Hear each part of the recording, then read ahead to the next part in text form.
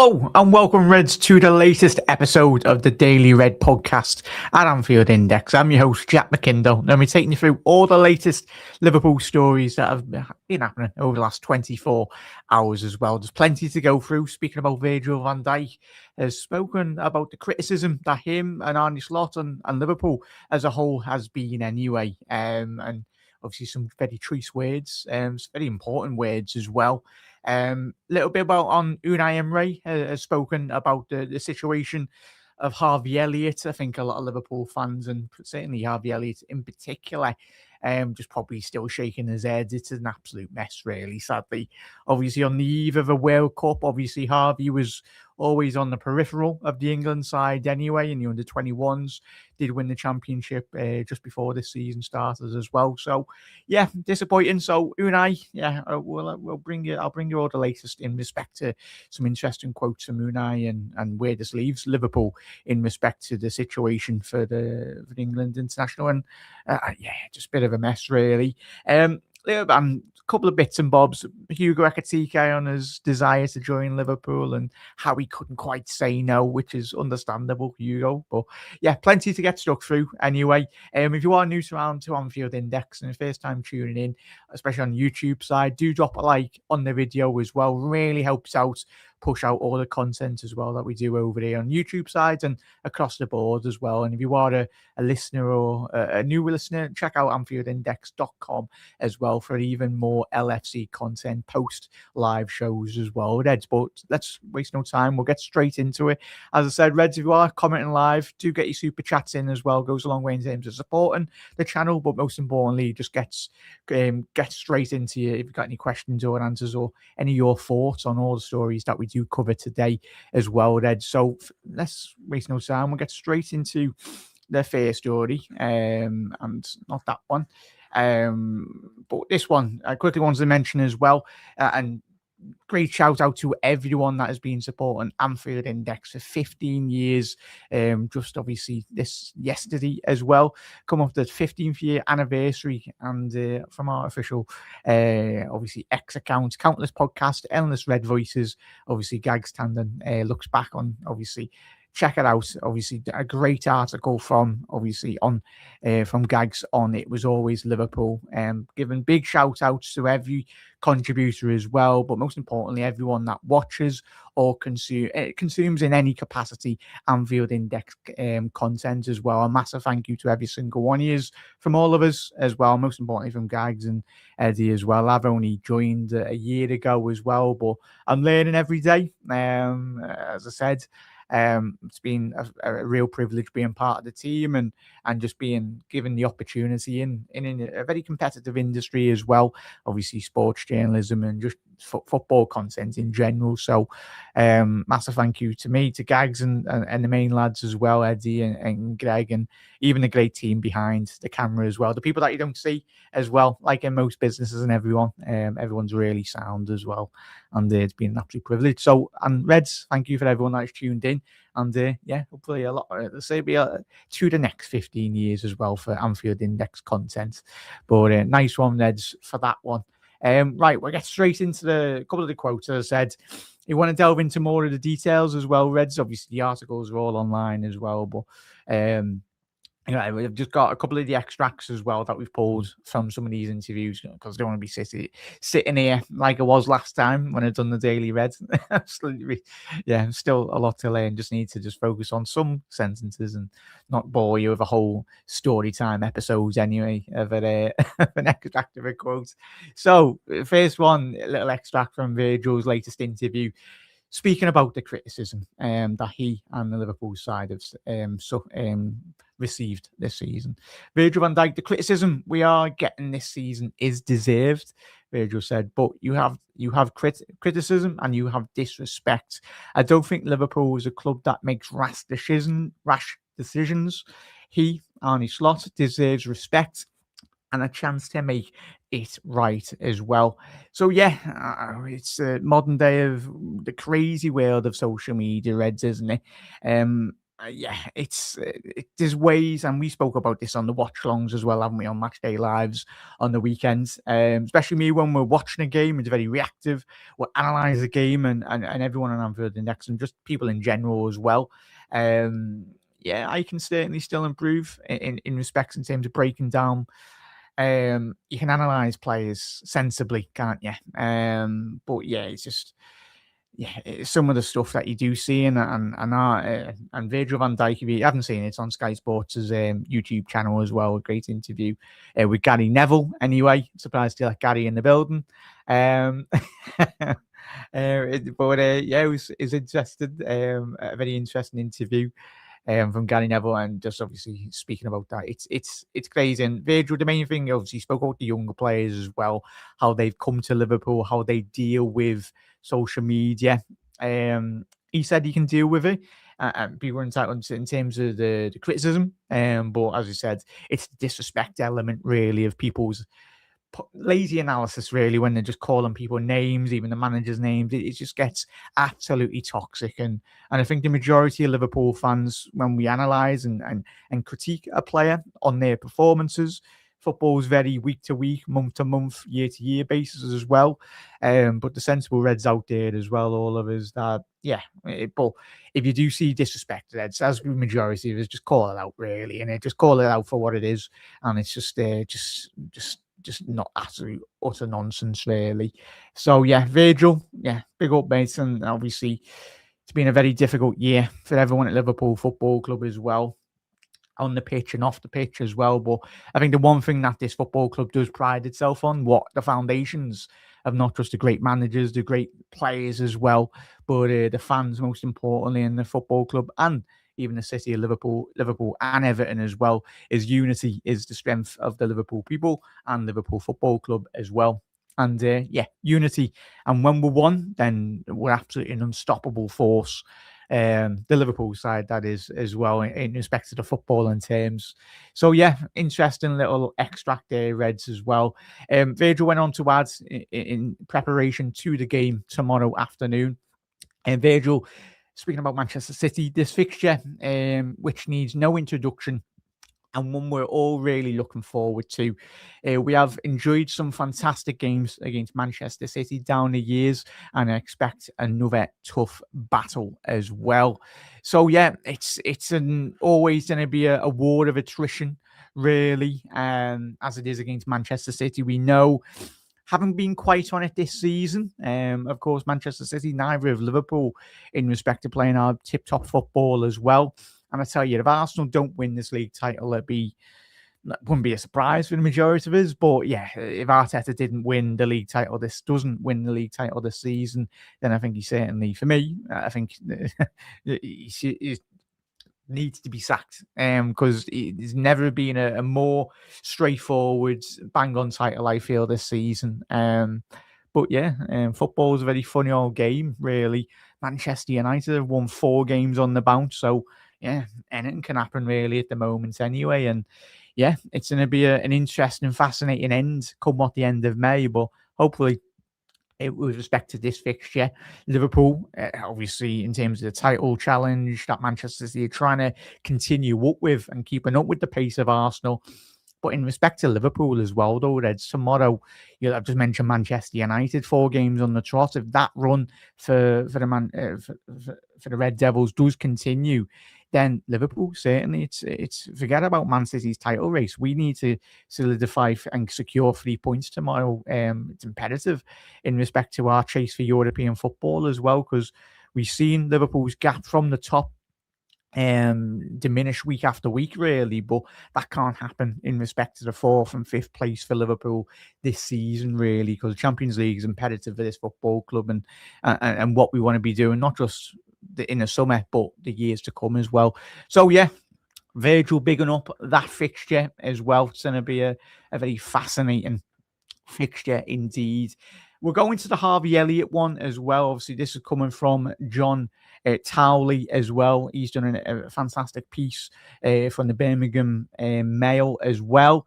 A couple of interesting quotes from Unai Emery in respect to Harvey Elliott's potential future at the Villa. Obviously, a couple of extracts from these quotes. Unai, it can change for him if Liverpool take off his clause, if they don't want to, the player gets damaged as well. And it's crazy, Reds. I think, for me, in all honesty, we all know Harvey was always going to be on the peripheral of Liverpool's squad this season, and even for the future seasons to come, if he was to be in and around the Liverpool squad as well. But yeah, I think for all of us, I personally come into the season, wanted him, if he was to go out on loan, he should be playing first team football. But a couple of these other interesting quotes from, I just find it mad. Chat, how do you analyse this situation at the minute? I'm disappointed for Harvey because he's a sound lad. He's a massive Liverpool fan, as we all know, and he's obviously won a Premier League as well. So he's done so well. And at the age he is now, he needs to be playing on a consistent, regular basis in a starting 11. Well, I think if you need to be the main man, and certainly at the way Villa have played this season, it's always going to be very difficult to knock out. Obviously, in terms of Morgan Rodgers, you're not going to take him out of that attacking midfield role, and how good he's been this season. So it was always going to be difficult. But yeah, Villa, from Unai Emery's quotes here, Harvey Elliott can help us, but it's not only on my side. The other side is Liverpool. Now it's a sporting decision and a business decision. I told him if it will be fair for him, for Liverpool to take off his mandatory, take off this clause. Obviously, the fee being mandatory. LFC have the key as well. But I look at this, if I'm in Harvey, well, chats. Unai coming to this season under the understanding, and obviously wouldn't have probably been in the big financial sense, but he would have been given the final go ahead in respect to bringing Harvey Elliott into the football club. The sporting directors at Villa certainly would have told Unai, especially over the last couple of weeks as well, as he's approaching that mandatory triggering of that fee in the region. I think it's in around £35 million for Harvey Elliott, which I still think is an absolute steal in respect. You look at some of the English players over the last 10 years, the astronomical fees that a lot of them have gone for, when some of them, half of them are basically bang average, really. Especially Harry Maguire. He can't control his fee, but yeah, there was no way he was worth 70, 80 million, but fair play to Leicester. Got bang on money for him anyway. And yeah, big up there, Tilsheen. Big up there, Abdul, as well, chat. We'll get to all your comments. We'll get through all the main stories, really, Red. So how do you pick, if you are watching on the repeat, let us know. So yeah, I just find that very fascinating, really. And it's crazy world of football, really. And the final quote from Unai in respect to the Harvey Elliott situation: "You were deserving to play. We need your qualities in the field. You are going to play, but in this case, the clauses are still there. And now it is Liverpool. They have the key. And then I've told him it will be fair for him, for Liverpool, to take off this clause." So Unai basically saying, yeah, I'd like Harvey Elliott at about £5 million. But Liverpool are like, no, Harvey, you could easily get 20, 30 million. I honestly feel a lot of people might go, it's a ridiculous fee. You won't get that. And you probably won't. But that depends if you're dealing with Unai Emery and Aston Villa at the end of the day. I think coming at the end of the season, by sounds of it, Unai wants to play him. But you knew the situation, you knew the deal, and especially from a Liverpool point of view, if that clause does get triggered, then we'll happily have the 35 million. So yeah, it's just a lot of noise, really, coming from Unai Emery, really. It's sad, really, because Elliott is stuck in the middle of it. It's not ideal. And he's a top lad by all respects. Listen to all the journalists and listen to anyone that's spoken about Harvey, Klopp, Arne as well in the past. So yeah, he's a sound lad, a good lad that works hard, and sadly he's stuck in the middle of absolute. So hopefully in the future, Liverpool, when we're doing those deals and potential loans, any deals of that nature with a mandatory buy clause, actually make sure that it's written into the contracts, a proper obligation to play our players as well. But it's one of them. Going into the next story as well, Arne Slot spoken in the build-up this week. Spoke about, obviously just coming from the his latest interview in the press conference building up to Manchester City as well. Arne was attempted to outline how a recruitment department works in what are still relevant new look set up behind the scenes.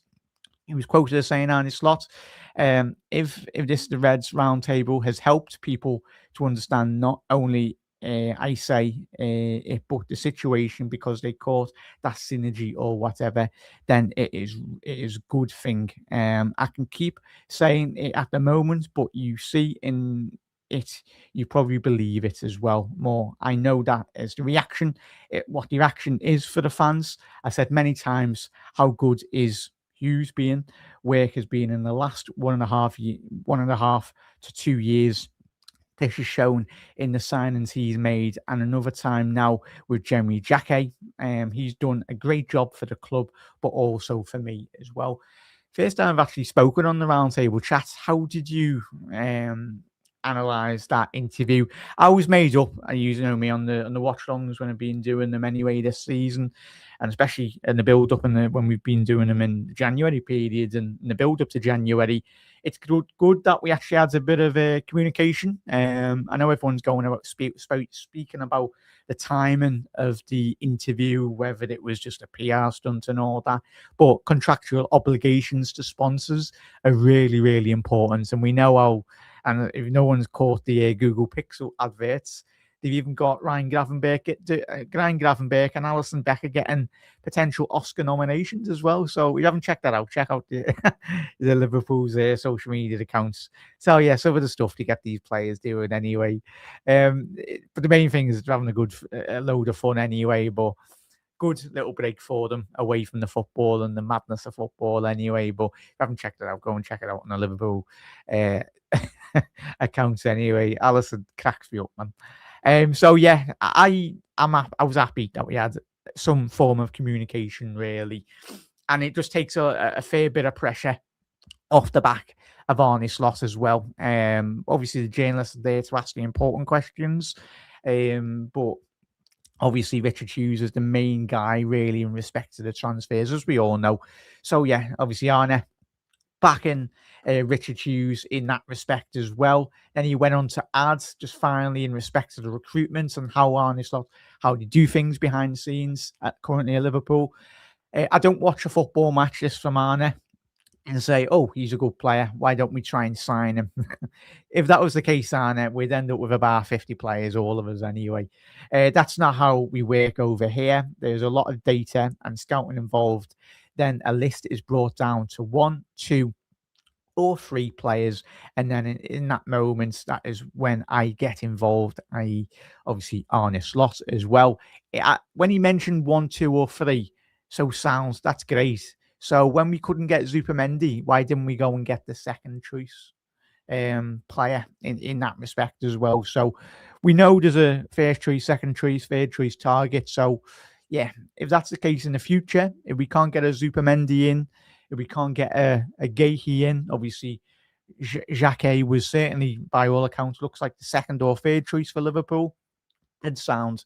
But in the future, if we are scouting a player and we can't get that player over the line, go for the second and third target as well. But that depends if you can get the second or third choice target, and if there's that much of a disparity really in respect to your first to maybe your sixth target being available out of the other 5 previous that aren't. So it's going to be interesting, Reds. So, and of course Hugo Ekitike as well, Reds, spoken about why he joined Liverpool Football Club. Hugo Ekitike and why he joined Liverpool. You can join the best team. You can join the best team in England. How can you not? How can you say no as well? And obviously the players, the style of play. I saw myself playing in this team, and for me, that was really an easy decision as well. Of course, not picking Newcastle over Liverpool. Certainly, who'd want to? Well, Walter Marder, but looks like Walter Marder's a massive Liverpool fan by all accounts. And certainly Newcastle fans, when he give the PR department for Newcastle's media team, certainly had a a very good word with Walter Marder after the first interview he done in Newcastle, black and white anyway. Yeah, he certainly wasn't PR trained. But yeah, how good has he been, chat? And anyone listening, I think he's taken all of our expectation, putting them out of the water, really, in respect to. I think it's really fascinating when you do see players come into the Premier League. We know how not always it doesn't hit the ground running, really, does it? But I think a player of Hugo's quality, he hasn't really looked back. The goal on the weekend as well, the way he took that goal in the stride, got into the penalty area as well. He's been an absolute revelation.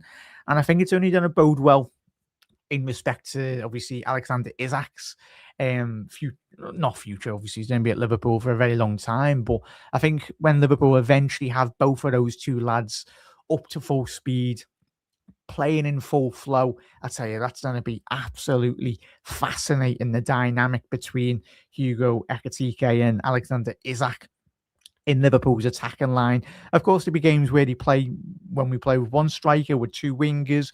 There'll be games where Arne that will change the shape to two strikers and maybe a couple more extra midfielders behind the two lads. So having those two lads in fully fired, and that's how you do win league titles as well. And if you can get Salah, if he is to stay around here for another year, get him back fully fired and getting on the goal scoring chart, or even creating more for Hugo and Alexander as well, then it's going to be putting Liverpool in such a promising position. And you haven't even mentioned Florian Wirtz as well. Oh, chat, you haven't voted for his nomination of a Premier League Player of the Month as well. Get involved. Get him to, obviously, get the right deserved Player of the Month for January as well. Fully deserved. But chat, yeah, fascinating. What a performance and what a star performer Hugo Ekitike has been. In the final story of today, really, Reds, Liverpool have appointed, come out yesterday, Liverpool have appointed former defender Lorenz Poulsen as their new scout for Belgium and Netherlands regions. The 35-year-old recently retired after a career in Belgium with the likes of Westerlo, Mechelen, and Lamel as well. Apologies on the pronunciations of those teams as well. So, yeah, it's the more scouts Liverpool have in the vicinity of European football as well, the best way Liverpool have, obviously Stevie Iway playing a massive role at Liverpool down the years in terms of his eye for a top talent in European football as well. And Liverpool's, especially the data side, has been so important over the last 10 years in terms of propelling Liverpool to the top of European football and Premier League football as well. So hopefully obviously off the back of the last 10 years, the next 10 years going forward for Liverpool are very successful. But of course, the quality of player that you have got on a football pitch it's so important. It's the most important of any, especially when you're speaking about a football club. It's the most important aspect and assets really of having world-class footballers on the football pitch. They dictate the revenues year on year as well. It's all great having the commercial revenue and all that, but the overall picture is if you can start investing that commercial revenue into the whole first team, then it generates even more as well, more brand deals, more Google Pixel contracts, and absolutely everything really.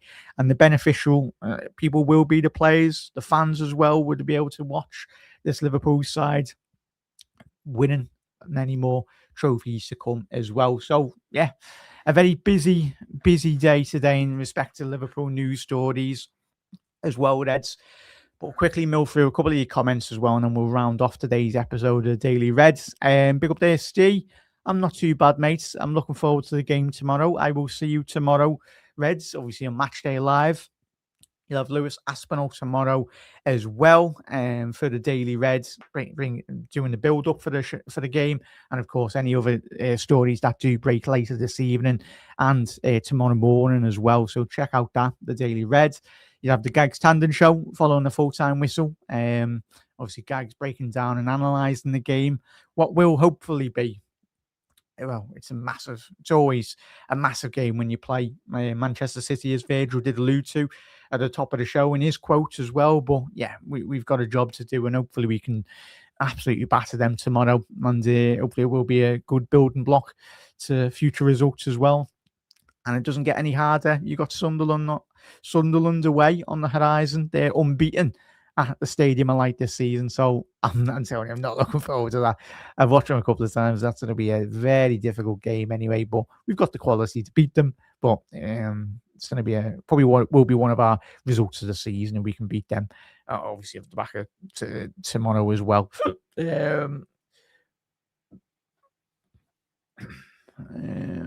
Apologies there, chat. Big up there as well. Yeah, big up there, Abdul. Respect and live together as well. Yeah, LFC.